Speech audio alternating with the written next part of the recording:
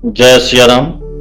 नीलांबुज श्यामल कोमलांगम सीता समारोपित वाम भागम बाणो महासायक चारु चापं नमामि रामं रघुवंशनाथम। भवानी शंकर वंदे श्रद्धा विश्वासरूपिणो याभ्यां विना न पश्यन्ति सिद्धा स्वान्तस्थमीश्वरम्। अतुलित बलधामं हेम शैलावदेहं धनुजबन कृशानुं ज्ञानी नाम अग्रगण्यम्। सकल गुण निधानम वानराणामधीशं रघुपति प्रिय भक्तं वात जातं नमामि। बंदं गुरुपद कंज कृपा सिंधु नर रूप हरि महामोहतम पुंज जासु वचन रवि कर निकट। जय सिया राम। मानसामृत के अगले भाग में फिर से आपका स्वागत। फिर से जय सिया राम। थोड़ा विलंब से ये वीडियो आप तक पहुंच रहा है, इसके लिए क्षमा याचना। पिछले पाठ में हमने बालकांड के दोहा संख्या 240 तक का पाठ किया था। भगवान जब पुष्प वाटिका में सीता जी के प्रत्यक्ष होते हैं, एक दूसरे का दर्शन होता है, तो प्रेम में अभिभूत पुष्प लेकर वापस जाते हैं। महर्षि विश्वामित्र दोनों भाइयों को आशीर्वाद देते हैं। रात्रि होती है, चंद्रमा को देख के श्री राम उनकी तुलना, चंद्रमा की तुलना सीता जी के मुख से करते करते फिर रुक जाते हैं और इस तरह से चंद्रमा की विभिन्न खामियों त्रुटियों के बहाने सीता जी के सौंदर्य का ध्यान करते हैं। सुबह हुई, सूर्योदय को देख के लक्ष्मण जी प्रभु की प्रशंसा में कहते हैं कि सूर्य का प्रकाश ऐसा ही लग रहा है जैसे आपके आने से बाकी सारे राजा मलिन हो गए हैं, ऐसा प्रतीत होता है। तो इस तरह से फिर स्वयंवर के लिए बुलावा आया और महर्षि के साथ, अन्य ऋषियों के साथ दोनों भाई रंगभूमि की ओर चले। रंगभूमि में जैसे ही लोगों को ये पता चला कि दोनों भाई रंगभूमि आ रहे हैं, तो लोगों की भीड़ लग गई। सभी अपना अपना काम काज छोड़ के दोनों भाइयों का दर्शन करने पहुंचते हैं।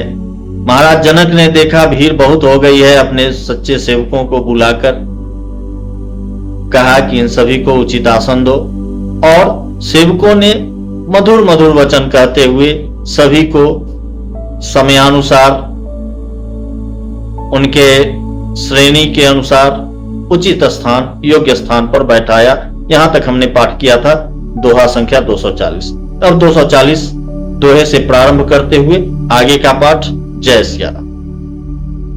कही मृदु वचन विनीत तिन्ह बैठा रे नर नारी, उत्तम मध्यम नीच लघु निज निज थल अनुहारी। दोहा संख्या 240। आगे। राजकुंवर तही अवसर आए, मनोह मनोहरता तन छाए, गुण सागर नागर बर वीरा, सुंदर श्यामल गौर शरीरा। उसी समय राजकुमार राम और लक्ष्मण वहां आए। वे ऐसे सुंदर हैं मानो साक्षात मनोहरता ही उनके शरीरों पर छा रही हो। सुंदर सांवला और गोरा उनका शरीर है। वे गुणों के समुद्र, चतुर और उत्तम वीर हैं। राज समाज विराजत रूरे, उड़गन मोह जनु जुग विध पूरे, जिनके रही भावना जैसी, प्रभु मूर्ति देखी तिन तैसी। जिनके रही भावना जैसी, प्रभु मूर्ति तिन देखी तैसी। वे राजाओं के समाज में ऐसे सुशोभित हो रहे मानो तारा गणों के बीच में दो पूर्ण चंद्रमा हो। जिनकी जैसी भावना थी, प्रभु की मूर्ति उन्हें वैसी ही दिखाई दी। उन्होंने प्रभु की मूर्ति वैसी ही देखी। देखहि रूप महारन धीरा, मनहु वीर रस धरे शरीरा, डरे कुटिल नृप प्रभु निहारी, मनहु भयानक भूर मूर्ति भारी। महान रणधीर राजा लोग श्री रामचंद्र जी का रूप देखकर उनके रूप को ऐसा देख रहे हैं मानो स्वयं वीर रस शरीर धारण किए हुए हो। कुटिल राजा प्रभु को देखकर डर गए, मानो बड़ी भयानक मूर्ति हो। रहे असुर छल छोनिप देखा, रहे असुर छल छोनिप वेशा, तिन प्रभु प्रगट काल सम देखा। पूर्वासिन देखे दो भाई, नरभूषण लोचन सुखदाई। छल से जो राक्षस वहां राजाओं के वेश में बैठे थे, उन्होंने प्रभु को प्रत्यक्ष काल के समान देखा। नगर निवासियों ने दोनों भाइयों को मनुष्यों के भूषण रूप और नेत्रों को सुख देने वाला देखा।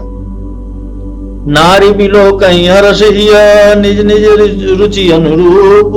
जनु सोहत सिंगार धरी, मूर्ति परम अनूप। स्त्रियां हृदय में हर्षित होकर अपनी अपनी रुचि के अनुसार उन्हें देख रही हैं, मानो श्रृंगार रस ही परम अनुपम मूर्ति धारण किए सुशोभित हो रहा हो।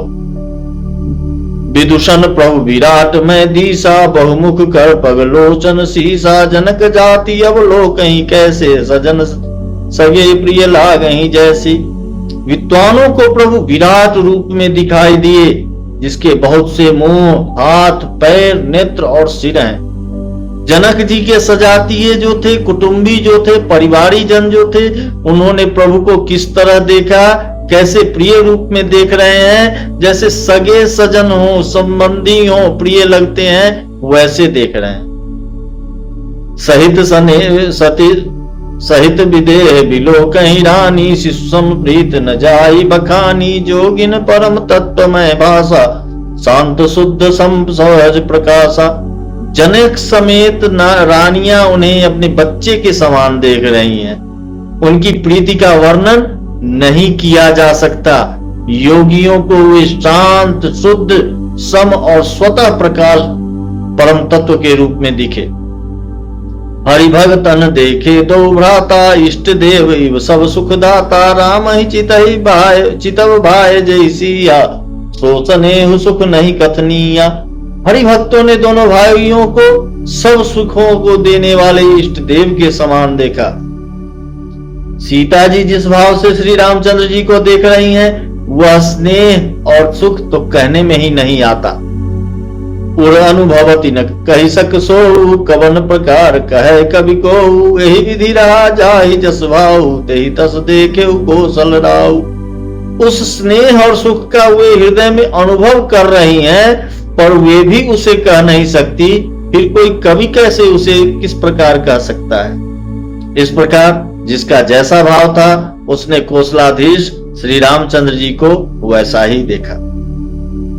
राजत राज समाज महो, कौशल राज किशोर। सुंदर श्यामल गौर तन, विश्व विलोचन चोर। सुंदर सांवले और गोरे शरीर वाले और विश्व भर के नेत्रों को चुराने वाले कौशलाधीश के कुमार राज समाज में इस प्रकार सुशोभित हो रहे हैं।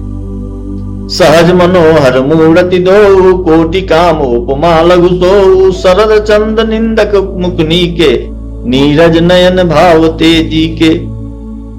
दोनों मूर्तियां स्वभाव से ही बिना किसी बनाव श्रृंगार के मन को हरने वाली है। करोड़ों कामदेवों की उपमा भी उनके लिए तुच्छ है। उनके सुंदर मुख शरद पूर्णिमा के चंद्रमा की भी निंदा करने वाले, यानी उसे नीचा दिखाने वाले हैं। और कमल के नेत्र मन को बहुत ही भाते हैं। चितवनी चारु मार मनुहरनी, भावती हृदय जाति नहीं बरनी। कल कपोल श्रुति कुंडल लोला, चिबुक अधर सुंदर मृदु बोला। सुंदर चितवन सारे संसार के मन को हरने वाले, कामदेव के भी मन को हरने वाली है। उनकी सुंदर चितवन कामदेव के मन को भी हरने वाली है। वह हृदय को बहुत ही प्यारी लगती है, पर उसका वर्णन नहीं किया जा सकता। सुंदर गाल हैं, कानों में चंचल झूमते हुए कुंडल हैं, ठोर और अधर होठ सुंदर हैं, वाणी बहुत ही कोमल है।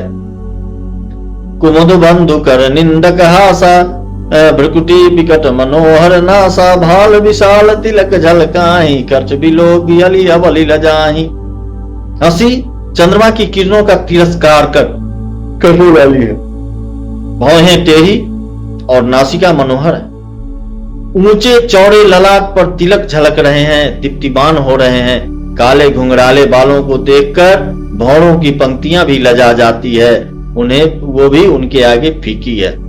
पीत चौतनी सिरनि सुहाई, कुसुम कली बीच बीच बनाई, रेखे रुचिर कंब कलगी, वाजन त्रुवन सुषमा की सीवा। पीली चौकोनी टोपियां सिरों पर सुशोभित है, जिनके बीच बीच में फूलों की कलियां बनाई हुई है, काढ़ी हुई है। शंख के समान सुंदर गोल गले में मनोहर 3 रेखाएं हैं, जो मानो तीनों लोगों की सुंदरता की सीमा को बता रही है। कुंजर मणिकंठा गलिता उड़नी तुलसी का माल, वृषभ कंध के हरिठवनी, बल निधि बाहु विशाल। हृदयों पर गजमुक्ताओं के सुंदर कंठे और तुलसी की मालाएं सुशोभित हैं। उनके कंधे बैलों के कंधे की तरह ऊंचे और पुष्ट हैं। एड़ खड़े होने की चांद सिंह की सी है। भुजाएं विशाल एवं बल की भंडार है। कटितु नीर पीत पट बांधे, कर सर धनुष बाम बर कांधे, पीत यज्ञ उपबीत सुहाए, नख सिख मंजू महा छवि छाए। कमर में तरकस और पीतांबर बांधे हैं। दाहिने हाथों में वाण और बाएं सुंदर कंधों पर धनुष और पीले यज्ञोपवीत सुशोभित हैं, जनेऊ सुशोभित हैं। नख से लेकर शिखा तक सब अंग सुंदर है, उन पर महान शोभा छाई हुई है। देखी लोग सब भय सुखारे, एकटक लोचन चलत न तारे, हर से जनक देखी दो भाई, मुनि पद कमल गहे तब जाई। उन्हें देखकर सब लोग सुखी हुए। नेत्र एकटक निमेष शून्य है और तारे भी नहीं चलती, उनके लोगों के पुतलियां भी नहीं चलती। जनक जी दोनों भाइयों को देखकर हर्षित हुए। तब उन्होंने जाकर मुनि के चरण कमल पकड़ लिए।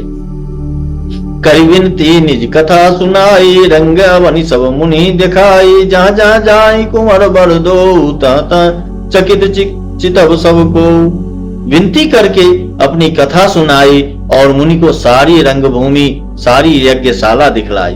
मुनि के साथ दोनों श्रेष्ठ राजकुमार जहां जहां जाते हैं, वहां वहां सबको आश्चर्यचकित होकर देखने लगते हैं। निज निज रुचि राम ही सब देखा, को न जान कछु मरम विशेषा, भली रचना मुनि रिपुसन कहु, राजा मुदित महासुख लहेउ। सबने राम जी को अपनी अपनी ओर ही मुंह किए हुए देखा, परंतु इसका कुछ भी विशेष रहस्य कोई नहीं जान सका। मुनि ने राजा से कहा, रंगभूमि की रचना बड़ी सुंदर है। विश्वामित्र जैसे निष्प्रिय विरक्त और ज्ञानी मुनि से रचना की प्रशंसा सुनकर राजा प्रसन्न हुए और उन्हें बड़ा सुख मिला। सब मंचन ते मंचु एक सुंदर विशद विशाल, मुनि समेत दो बंधुता बैठा रे महिपाल। सब मंचों से एक मंच अधिक सुंदर, उज्जवल और विशाल था। स्वयं राजा ने मुनि सहित दोनों भाइयों को उस पर बैठाया। प्रभु ही देखी सब नृप ही हारे, जनुरा केश उदय भय तारे, हसी प्रतीत सबके मन माही, राम चाप तो रब सक नाही। प्रभु को देखकर सब राजा हृदय में ऐसे हार गए, निराश और उत्साहहीन हो गए, जैसे पूर्ण चंद्रमा के उदय होने पर सारे तारे प्रकाशहीन हो जाते हैं।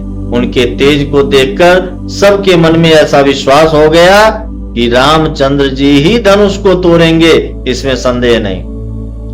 बिनु भंजयो सिभव धनुष विशाला, मेली सिय राम उड़माला, अस विचारी गवनहु घर भाई, जस प्रताप बल तेज गवाई। इधर उनके रूप को देखकर सबके मन में यह निश्चय हो गया कि शिव जी के विशाल धनुष को, जो संभव है न टूट सके, तो बिना तोड़े भी सीता जी श्री रामचंद्र जी के ही गले में जयमाला डालेंगी, अर्थात दोनों तरह से ही हमारी हार होगी और विजय रामचंद्र जी के हाथ रहेगी। यो सोचकर वे कहने लगे, हे भाई, ऐसा विचार कर यश, प्रताप, बल और तेज गंवाकर अपने अपने घर चलो। बिहसे अपर भूप सुनिवानी, जे अविवेक अंध अभिमानी, तोरे धनुष ब्याहु अवगाहा, बिनु तोरे को कुंवरी बियाह। दूसरे राजा जो अविवेक से अंधे हो रहे थे और अभिमानी थे, यह बात सुनकर बहुत हंसे। उन्होंने कहा, धनुष तोड़ने पर भी विवाह होना कठिन है, अर्थात सहज ही में हम जानकी को हाथ से जाने नहीं देंगे। फिर बिना तोड़े तो राजकुमारी को ब्याह ही कौन सकता है। एक बार का लौकिन हो सियहित समर्जित हम सो, यह सुनी अबर महिप मुस्काने धर्मशील हरि भगत सयाने। काल ही क्यों न हो, एक बार तो सीता के लिए उसे भी हम युद्ध में जीत लेंगे। यह घमंड की बात सुनकर दूसरे राजा जो धर्मात्मा हरिभक्त और सयाने थे मुस्कुराए। सिय बियाह विराम गर्भ दूरी करी निपन के, जीती को सक संग्राम दशरथ के रन बांकुड़े। उन्होंने कहा, राजाओं के गर्भ दूर करके जो धनुष किसी से नहीं टूट सकेगा उसे तोड़कर श्री रामचंद्र जी सीता जी को ब्याहेंगे। रही युद्ध की बात, सो महाराज दशरथ के रण बांके पुत्रों को युद्ध में तो जीत ही कौन सकता है। जय सिया राम। दोहा संख्या 245। फिर मिलते हैं मानसामृत के अगले भाग में अगले पाठ के साथ।